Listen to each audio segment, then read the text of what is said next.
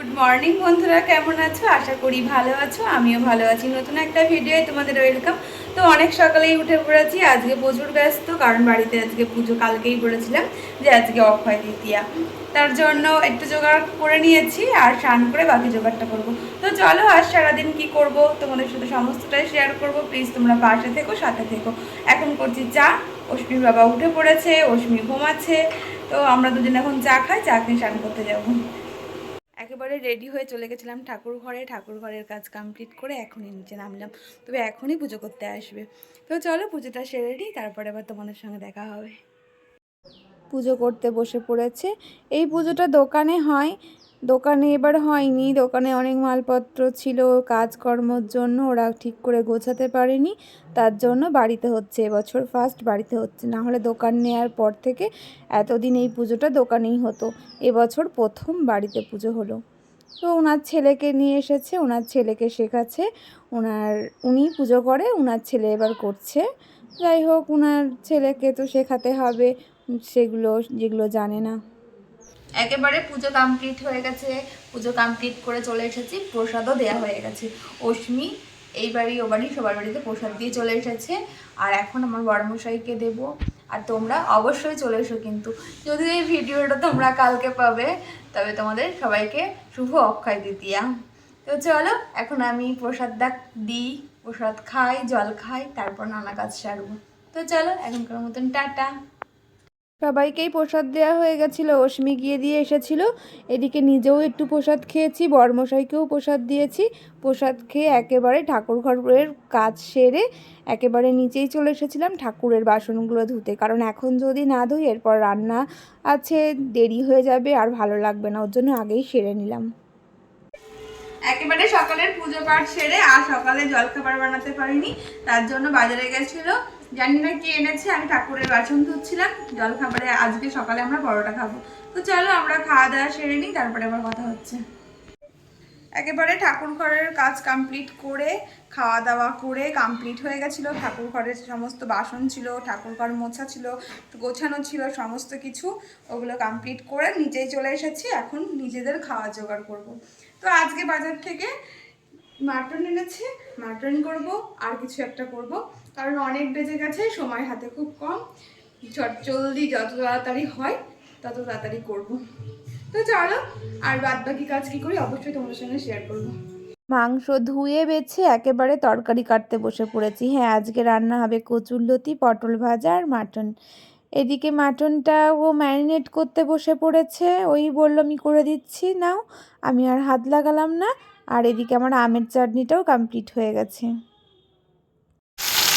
আজ আমি রান্না করছি না, আজ আমার কর্তামশাই রান্না করছে। তো রান্না করতে ভালো লাগবে একদম ফাইন।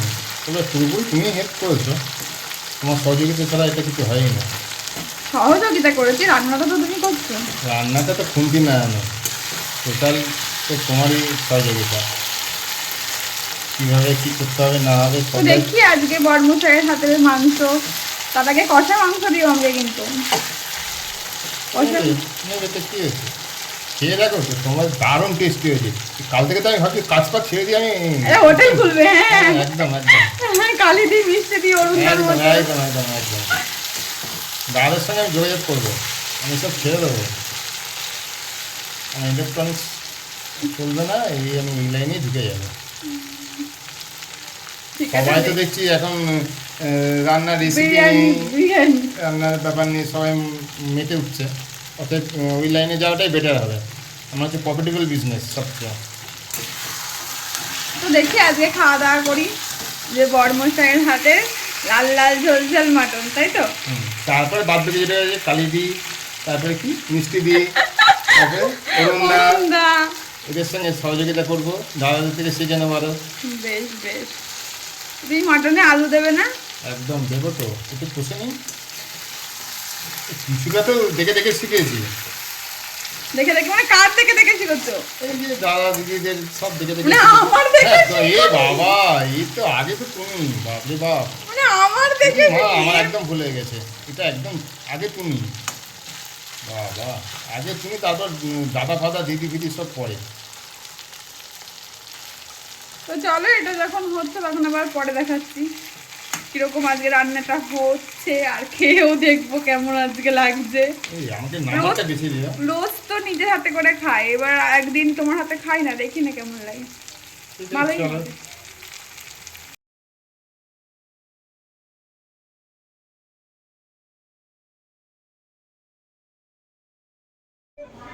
একেবারে বরের হাতের রান্না নিয়ে বসে পড়েছি, একদম কষা কষা খাসির মাংসের কষা।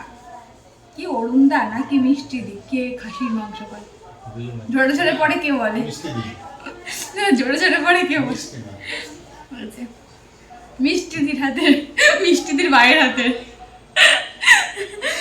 তো আমরা এখন কষা মাংস খাবো, আমি আর রশ্মি খাবো, ও যদিও খাবে না, ওর কষা মাংস খেতে নাকি ভালো লাগছে না, তাই জন্য খাবে না। ওটা আমি আর রশ্মি খাই। রোজ তো নিজের হাতে রান্না করে খাই, আজকেও রান্না করে দিয়েছে, সেটা খায় না, দেখি না কেমন লাগে। তো কষাটা তো দারুণ হয়েছে, এরপরে জানি না ঝোলটা কেমন হবে। তো চলো এখন খাওয়া দাওয়া সেরে নিই। একবারে দুপুরে খাবার খেতে বসে পড়েছি। তো আজ দুপুরে একদম গরম, আজ দুপুরে এখানে ভাত, গরম পটল ভাজা, এটা কচুরলতি, আর আমার বড়ই মাংসটা করেছে, আমার বড় মশাই হাতের মাংসটা, এটা আমার বড় মশাই করেছে, আর স্যালাডটা এগুলো আমি করেছি। আর আর দই তো আছে আগের দিন না, কারণ আগের দিন না ওর নিমন্ত্রণ ছিল, তারপর আমরা আর বার করিনি, খাওয়া হয়নি, ওটা রয়েই গেছিলো, ওটা আজকে আমরা সবাই মিলে একসাথেই খাবো। তো চলো আমের চাটনি দিয়ে, স্যালাড দিয়ে, মাটন দিয়ে আজ দুপুরটা জমিয়ে দিই। চলো খাওয়া দাওয়া সেরে নিই। একদম খাওয়া দাওয়া কমপ্লিট করে ফেলেছি, এখন বাজে 3:30। তো মাংসটা কেমন হয়েছে এখন জানি, মাংসটা কেমন হয়েছে আমাকে জিজ্ঞেস করছো? হ্যাঁ তোমাকে, আমার তো খুব ভালো লেগেছে আসলে।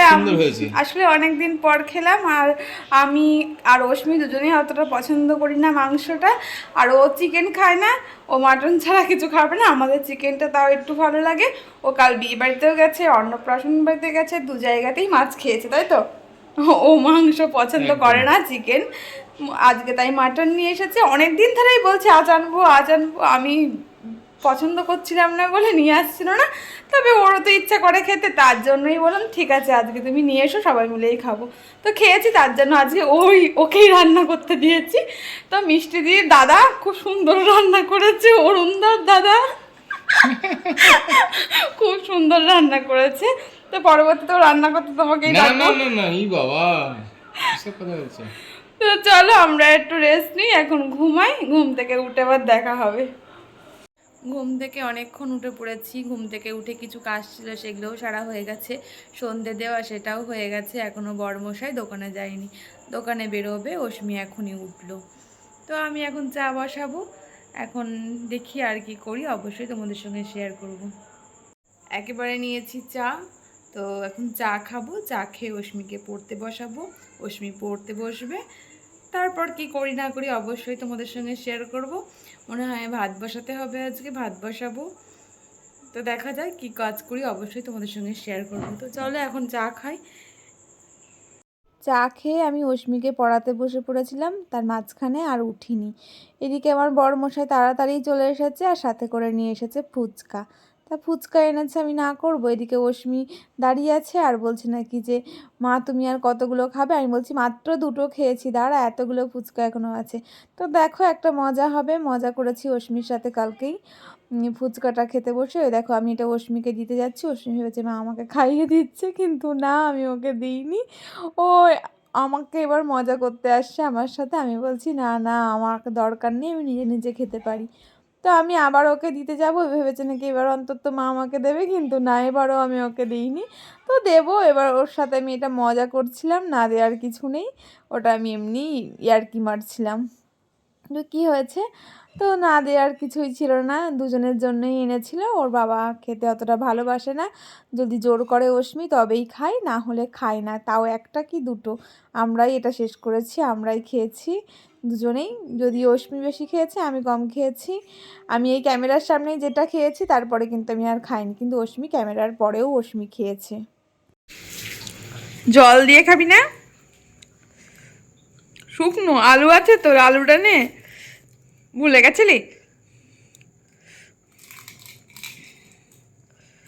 শুকনো খেতে ভালো লাগে না জল দিয়ে খেতে ভালো লাগে? জল দিয়ে? দুটোই। আলু দে বাবাকে আলু দিয়ে দে, নষ্ট করিস না আলু মাখাটা। ফুচকা খাওয়ার পর ঘরের কিছু কাজ ছিল, কাজ সেরে একবারে ভাত বসিয়ে দিয়েছি। ভাতও আমার হয়ে গেছে। রাতের খাবার খেতে বসে গেছি। তবে একটা বিপদ হয়ে গেছে মানে আমাকে বলতাই কামড়ে দিয়েছে। আমি এখন হাঁটতে পারছি না, এই পাটা নিয়ে বলতাই এমনভাবে কামড়েছে। রান্নাঘরে বলতা ছিল, তো কি করা যাবে, কিছু করার নেই। তো চলো এভাবেই চলবে। রাত্রেবেলা একটু ভাত করেছি, আর দুপুরের তো তরকারি আছেই, অনেকটাই তরকারি আছে, আর আলু সিদ্ধ। তো চলো আমরা খাওয়া দাওয়া করে নিই। এই বাটা নিয়ে আজ কি ভোগান্তি হবে আমি নিজেও জানি না। তো কামড়েছে, ও কামড়াতে ইচ্ছে করেছে, কি বলবো, আর কিছু করার নেই, আমাকে ব্যথা অনুভব করতে হবে, এটাই যা। তো চলো খাওয়া দাওয়া একেবারে কমপ্লিট, এবার শুতে যাব। তো অনেক বেজে গেছে, এখন বাজে 11টা 31। তো চলো আর কি করা যাবে, আমার পায়ে তো বলতাই কামড়েছে, বললামই খেতে বসে। তো পাটা ফুলে গেছে, ব্যথা করছে, জানি না ঘুমাতে পারবো কি না। তো চলো ভিডিওটা আর বেশি বড় করলাম না, আমি এখানেই শেষ করলাম। তোমরা সব ভালো থেকো, সুস্থ থেকো। আবার কাল সকাল থেকে তোমাদের সাথে দেখা হচ্ছে। তো গুড নাইট, টাটা।